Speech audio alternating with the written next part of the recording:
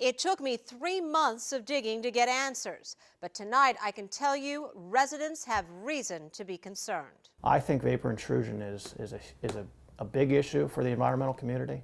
It's something that we didn't recognize over the past. In this community of 25,000 where children play and ice cream trucks visit, very few know about the contamination threatening their health. Does it make you worry there's something in the air you're breathing right now?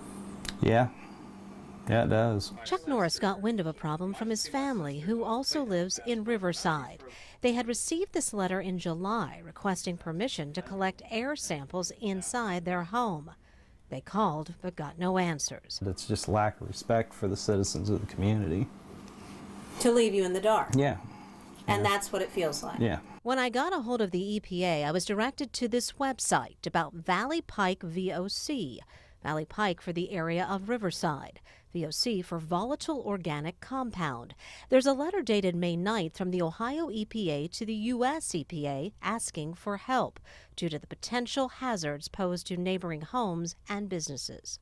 The state found releases of 2 chemicals, tetrachloroethene, or PCE, and trichloroethene, or TCE. Both can make you sick. Should these people be evacuated?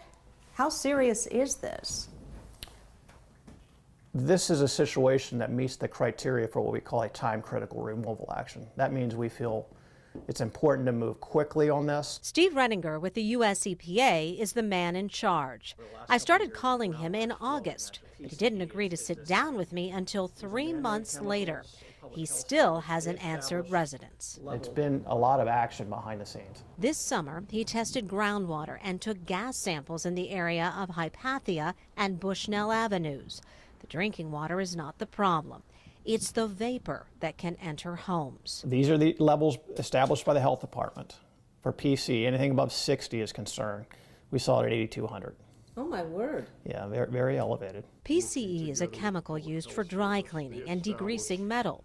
The Ohio Health Department reports exposure to very high concentrations of PCE can be deadly. Are these residents safe to stay in their homes?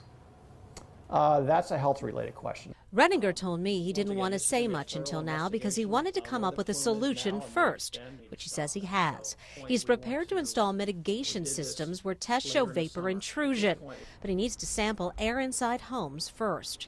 More than 100 homes might need to be ventilated. So I'm going to ask again, are these residents safe right now? This is a team effort, and part of the effort is have the health agencies on board. I can't answer health-related questions. And neither could Riverside City Manager Brian Jakowski, who said he knew little about the EPA investigation. Is that troubling to you as the city manager?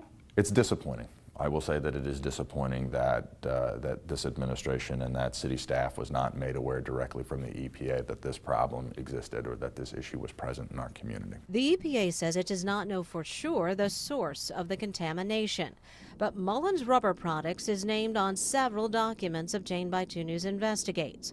Mullins has been in trouble with the EPA before, but the vice president of the company told me Mullins has never used PCE, and therefore it's not responsible for a spill that would result in vapor intrusion. Now that this has come out, yeah, I'm a little nervous about that. If there is something that's in the house that's could make us sick. There is now a public hearing scheduled for December 10th at Stebbins High School, which is close to the area being tested. That's 7 months after Ohio EPA asked for federal help. If a source of contamination is not found, the testing and installing of mitigation systems would end up costing the EPA. That's you, the taxpayer, potentially more than $1 million. Pam Elliott, 2 News Investigates.